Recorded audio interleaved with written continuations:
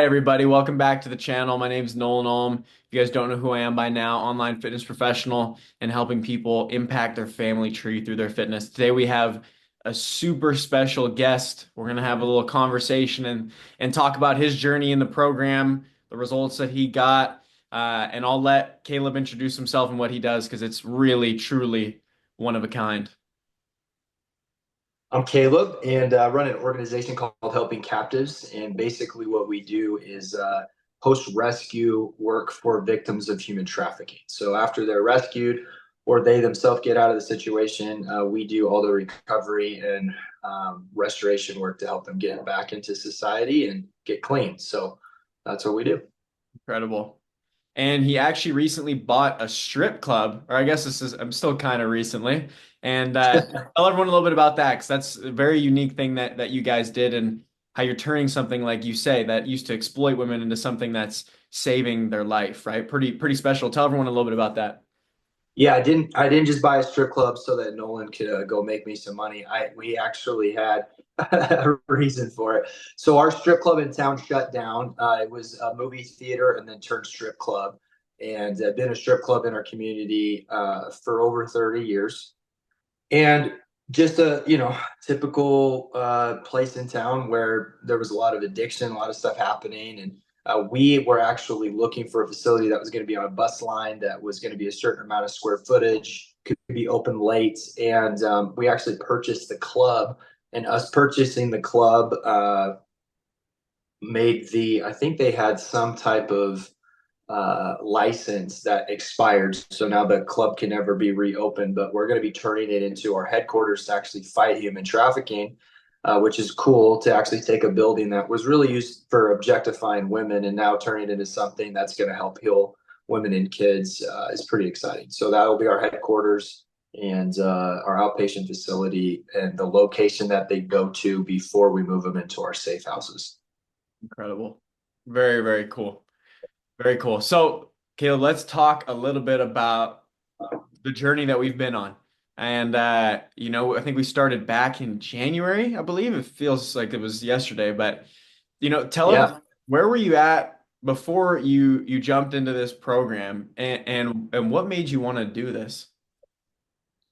That's a good question. So, uh, I think when you're younger, like I used to always have a six pack no matter what, right? And then I got into my mid 20s and got married, and my wife's a good cook, so that kind of all went out the door. And then we just, I think as time went on, it's just there's something in you that just always wants to be at the peak performance of just whatever you're doing. Especially when you're in public and you're a public facing person. And I do a lot of speaking engagements, and but it wasn't until I really started getting around some other people that were really influential the last year and a half. And I was just noticing I respected them. And it was not only because they were leaders in family and leaders in their finances, but they were also really leading in fitness. And I realized that as much as I want to admit it or not, I would kind of judge the chubby pastor that's up there telling me how I need to be disciplined, right? And he's in the background snorting Doritos and eating donuts every day. And I just thought, this is something I want to take serious. And we were kind of pivoting out of the organization was growing, and I was able to get some people to help manage the day to day more. And so I really started focusing on myself and wanting to be the best version I could be, and realized that if I was going to do that, I needed accountability and I needed help. And I worked at a gym, so I knew how to count macros and I knew a lot of this stuff, but I didn't have the accountability. And I enjoy working out at home. I've got a family, I've got little kids. I'm not really a morning person. And so I was looking for a way to be able to just get in shape with what I had. I'll still go to the gym here and there whenever I can, but to really just lock in. And then what ended up happening is I ended up connecting with a guy named Andy Elliott, and he was doing an event where David Goggins was speaking, and I was the charity. And I didn't want to get on stage with Andy Elliott and David Goggins and not be shredded. That wouldn't have been a good look. And so that was really kind of the motivator that kicked me into gear. And I reached out to you and was like, hey, let's do this. And for me, it didn't matter that you were, younger. It was like, dude, you're shredded. You know what you're doing and you're excited about it. You're passionate about it. And I think for me, I want to be with somebody that's passionate about what they do. And yeah, dude, I mean, I think I lost like 20 pounds and shoot, less than 90 days or something. I don't know. My wife always told me she just loved me the way I was. You know what I mean? She didn't really care about the six pack. And then I got one, and let's say she likes it. So I'm going to try and keep it. That's why I keep asking you. Now he's like, dude, okay, now I have to put on some muscle. Let's bulk the calories up. I'm like, whoa, whoa, where's this going? I don't want to get too fat again. That's awesome. I love that. Yeah, and it was incredible, working around those things that you had and some of the strategies that we implemented, like the 12-hour eating window and those different things. Like what was that like, to have a plan and really a map to follow that worked for your situation. I mean, you only had up to 50 pounds of dumbbells. That didn't matter, right? We created a plan and it worked really well. Like talk a little bit about that and how we navigated those situations that were specific to you. Yeah, we have a treadmill in our house, a nice one, and kind of downstairs in front of the TV. So that was easy to get my steps in and then I would just incline the treadmill. So that was something that we utilized. And then I just went and got a bench press. I don't know what it's called, the bench, and then a set of the dumbbells from both legs that go up to 52 pounds. And that's just about what we had. And then I got a pull-up bar and some other stuff that I threw in the garage. Um, and so it was cool just to be able to work around what we have. And I mean, my dream now is to be able to build an actual gym at my house, but it was pretty cool to be able to do that. And then the 12-hour eating window, that was interesting for me because I usually just didn't eat breakfast at all. And then I would just sometimes not even eat lunch, and I try and save my calories till dinner. And then I would snack it before bed because I was doing it wrong. And I thought 12 hours is what it is. And so I would, eat at lunch and then eat till midnight and go to bed. And I always did my macros perfect and I did them well. But what I was doing was I was eating a little amount and then eating more as the day would go on. And then I flipped it after talking to you, and I started eating a bigger breakfast, a smaller lunch, and then a smaller dinner and be done by like 7. Yeah. So eat from 7 a.m. to 7 p.m. And then I would just have like bubbly water and some stuff at nighttime. And that really helped shred a lot of the fat, which was surprising to me. So I still was doing 12-hour window, but in sparking my metabolism in the morning Yeah. and then slowing it, down at night, not having any food in my stomach when I'm sleeping. I actually slept a lot better too. My wife said I stopped snoring. So you might have saved my marriage. But hey, there we go. Oh, love it. Yeah, tell me about, you said, you got the six pack now, and really for you, the huge milestone was 175, right? You hadn't been there in who knows how long. Talk to Yeah. us how it was to hit that again and really be in this shape again where, it's one of the best shape, like maybe if not the best shape you've been in your entire life. Like what has that meant to you with where you're at? Yeah, I didn't know if it was possible. Just being honest, I was like, man, this is challenging. And I had miscalculated by far how much body fat percentage I was, like this whole time walking around 195 and I'm thinking, oh, I'm good. Like once I get down to 185, I'll be shredded. And then I got down to 185 and recalibrated and was like, oh no, I'm gonna have to get down to like 175 to be 10% body fat. So man, it was cool just to know that I did it, that I could do it.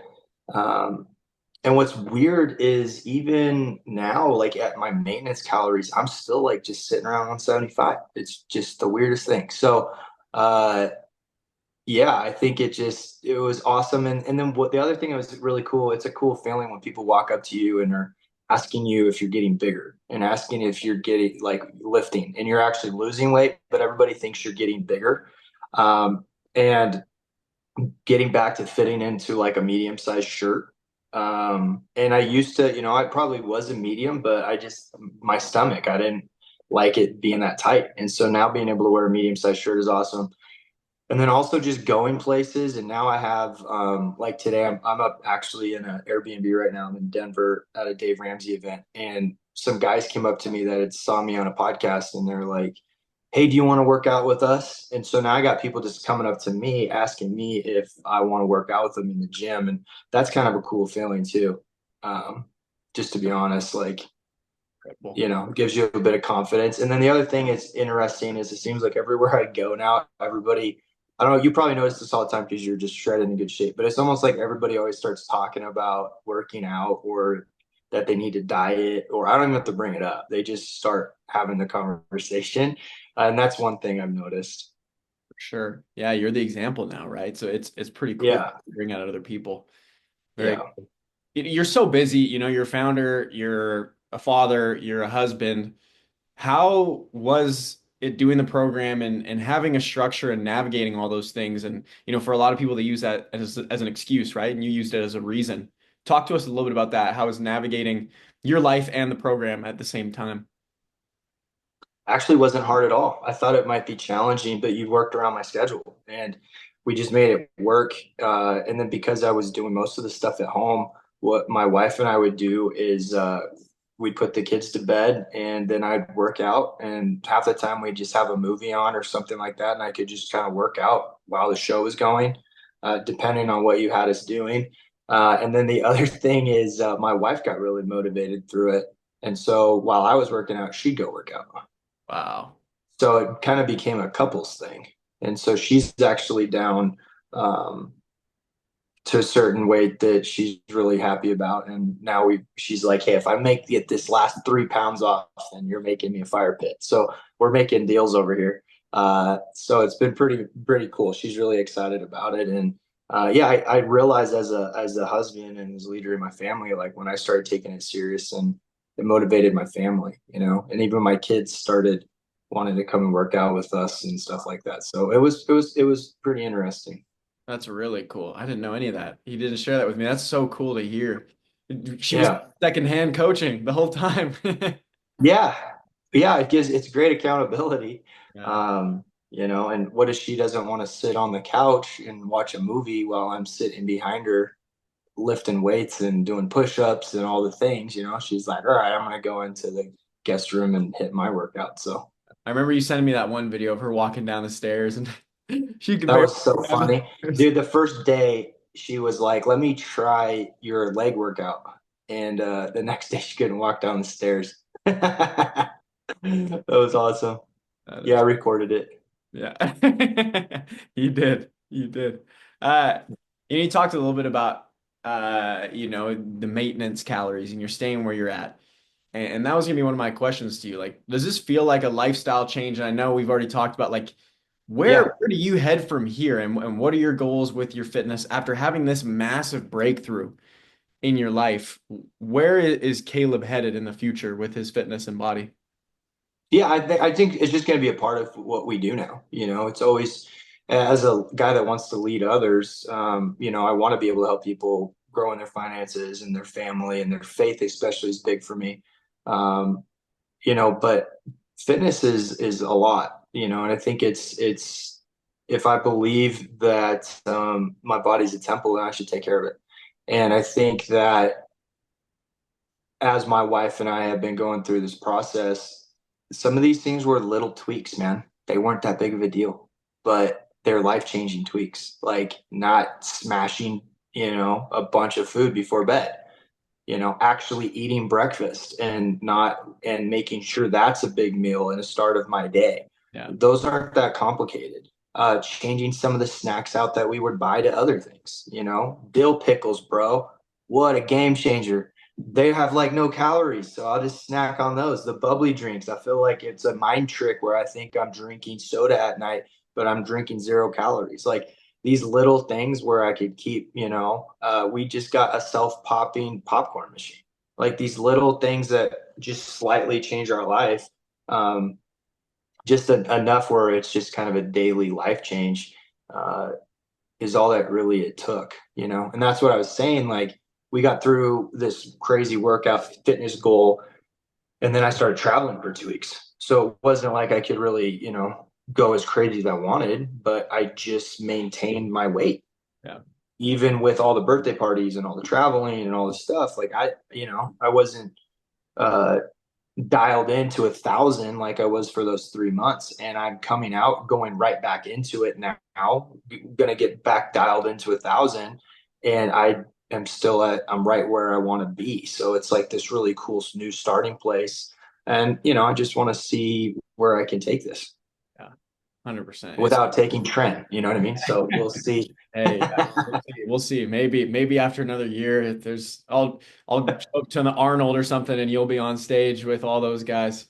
Uh, that's Yeah, I don't awesome. know about You talked a little that. bit about it.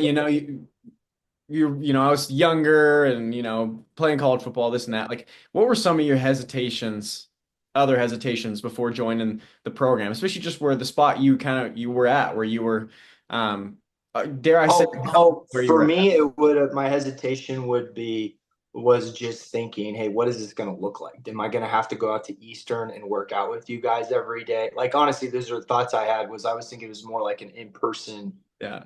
type of thing. Like when I signed up at my gym to get coached, I'd have to go out and meet with the coach, and I'd have to do training on the gym equipment. And so that was one of my main thoughts, was just trying to figure out how that would be. But this was more than that, because I didn't need that part of it. I just need the accountability, and then even the accountability of like reading my Bible every day. Like I asked you to put that into the Yep. daily app, because I'm on there all the time putting in my food, and so it helped me even just make sure I was reading my Bible. And as a minister, you think like we're all crushed that, but sometimes we don't. And so even having um, just that as part of my daily routine, and you being okay with that, and you being willing to help me win how I felt like I needed to win, that was huge. I don't think I started my organization when I was 21, so that wasn't anything to me, because I knew how passionate I was when I got going. Um, and I think your results speak for themselves, dude. You just go onto your Instagram and you're like, I want to look like that dude. So how do we figure it out? That's crazy that you say that. I can think all the way back to November. I never told you this.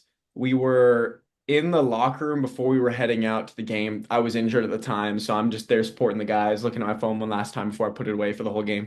And I saw you commented on my post, and you were like, "Man, you're crushing it. Like, we're gonna do some work together." And that was in November. So it's really cool to see, being in May now, we did the work and you got the results, and it's been so awesome to work with you, man. Like, you're someone dream to work with, because of all the stuff that you're doing outside of just this too. So uh what would you say to someone who is in, kind of the same position that you were in, they're in the shadows, they're stuck in a spot, or maybe they're struggling with where they're at, and they don't have, some of those little strategies that you need, those little tweaks, they don't know what to do.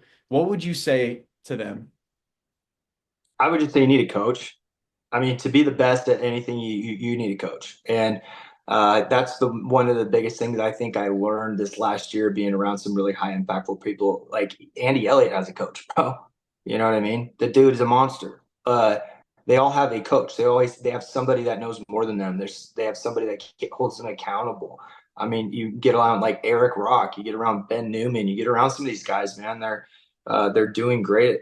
They're killing it at life at what they're good at doing, but they're also really in shape. And so it's motivating. And I think the biggest thing I noticed from all of them is they had that built-in accountability, and they had the coach. And the other thing is you pay to play. Like, it's an investment. It's not just, um, this was a decision for me. This was like, no, I want real results. So I'm willing to pay to have somebody hold me accountable all day. You help me with what meals are we making? Um, what workouts are we doing? You switched it up enough that it's like not getting boring. You did use what I had at the house, and you would check in on me. You'd hold me accountable. Like, it's so much more than just a little, you know, come check in at the gym once a week type of mentality thing. Does that make sense? So I would tell the people that are doing it, it's worth it. And ultimately, you are you are the first. If you're running a company or you're running a church or anything, like honestly, you're it. And what I mean by that is a lot of times people don't necessarily purchase what you're they don't really care so much about what you're selling. You're selling yourself. And people are going to either like me and want to helping captives and see that I'm disciplined and see that I'm motivated and then I'm going to work really, really hard for them. And or they're going to see somebody that's lazy, somebody that's out of shape. And I didn't want to do that, you know. And I think that was the big thing for me is you're really the main product, you as the person. And I just realized I needed to take that more serious, you know, and it can't just be for me. It can no longer just be this thing that I occasionally do when I hit 200 pounds and then I cut down to 190. You Yeah. know what I mean? And that was just the theme of my life was, oh, I'm getting close to 200. I got to lose some weight. It was, this needs to become a lifestyle choice. And in order to do that, I needed a coach, just like I needed a coach in business, just like I need a coach in my finances, like just like I need a pastor and I need a coach in ministry, you know, I need a coach for my marriage. I need a coach to be a dad. Uh, I needed a coach for my fitness. And if you're serious about it, do it. Love it. Yeah, that's awesome. Let's before we wrap up here, where can people find out more about helping captives and uh just tell us a little bit more about your mission and what your guys' goal is with that. I know you gave a brief introduction, but just tell everyone a little bit about that and how we can help you guys, how they can support and really be a part of this huge movement that you guys are creating across the whole country. Yeah, the easiest way is just to go to helpingcaptives.org and check out our website. If you want to donate, there's a donate link. Follow me on Instagram. We're starting to get that going. But the goal for us is that we want to be one of the best organizations in the country when it comes to actually helping people that are coming out of human trafficking. And this club is a huge start to that. We already have this amazing program and amazing staff, but I think buying the club has been a message to our country that, especially to the guys, because it was a gentleman's club, right? So it was our little play place that we would tell girls that if they wanted to make money, they needed to take their clothes off. I think it sends a message to men in our culture and our community that we need to be protectors of women, not predators. You know, we need to be able to protect and provide and take care of our women and kids. And that's what this is. That's what this is about. And so this is way more than just building an office or a headquarters. This is a statement piece. And if you want to be a part of it, we'd love for you to be a part of it. And I know you're becoming a part of it. And I'm excited to see all that God has for you with your life and how we can work together and the things that you want to do on and off the field with us. And so, yeah, I think it's important, man. The reality is 1 out of 3 girls is sexually abused by the time they're 18 now, and 1 out of 5 boys is. Wow. And we need to do better as a culture. And I think that starts with each and every one of us. And I'm just doing what I can do. And what I know how to do is run charities. And I know how to get something like this off the ground. And so I'm doing everything I can do. And I know not everybody knows how to do that, which is fine. Maybe you're the best lawnmower in your community. Mow some lawns and spend some money. Let's just do whatever we need to do. We've got to send a different message to the generation coming behind us. You know what I mean? I was basically taught by culture that the most important, thing about me and how I was going to be popular was based on my body count. And that needs to change, man. And the girls my age, a lot of them, they were taught, as soon as they hit junior high, the most important thing about them is their body and what they can give a man sexually. And we can do better as a culture. And that's what I'm excited to be a part of, and our team's excited to be a part of. And it's awesome to see women that have been told their whole life that the only thing they're good for is their body, come and find a new identity, find job skills, get sober, get clean. And that's only possible because of people like you, man. So I appreciate it. That's incredible. Incredible. So I'll put a link down below for you guys to go check out Helping Captives. You guys can go in there, check them out, follow Caleb on Instagram for sure. And then, yeah, I was gonna get on here and just tell you guys this is something that I'm very passionate about as well. You guys know that I've ran a camp back in Kelowna, where I'm from, for single mothers. I was raised by a single mother, and Caleb was telling me, the number one thing that predators look for is for single parent households. And so it's very, very near and dear to my heart, and being raised by a single mother. So this whole season, I'm going to be, Helping Captains will be the charity that I'm supporting throughout my senior campaign as we look to go win a Big Sky championship here at Eastern Washington University. So you guys will see me be, repping the gear and putting on for Helping Captives, because there's, like you were talking about before, like I believe in you so much, and I'm so grateful that we connected through coach to coaches, and it's really, really cool to see, where Oh, we've you, come from. Yeah, it's okay. I think it will catch most of that. Well, here, I'll say it again. Just um, you got me now? yeah, I got you. I don't know what happened there. I was trying to make sure my phone didn't die. Red bars.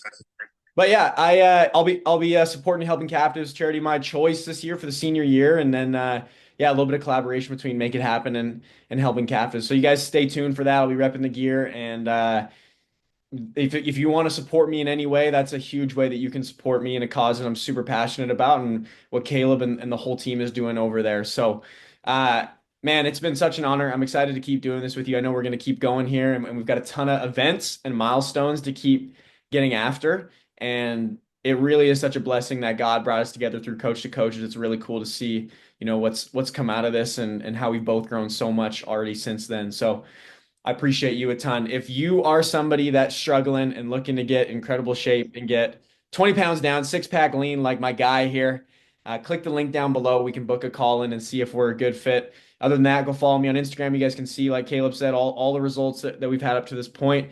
And then just subscribe. We'll be putting out more videos for you guys to give you what you need to get the body of your dreams. That's all I got for you guys. Appreciate you. Make it happen. Out.